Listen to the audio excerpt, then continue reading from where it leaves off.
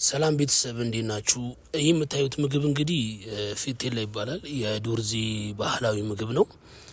አብዛኛውን በደቡብ ክልል ይዘወተራል። እንደየቦታው ስም ይለያያል። ምንድነው?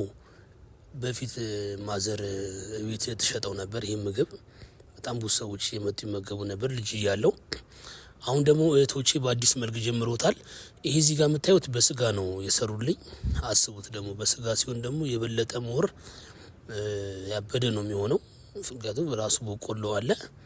ብቻ በቴካዊ መልክ ዴሊቨሪም ጀምረዋል። ለጊዜው ቤታቸው ነው እየሰሩ የሚሸጡት።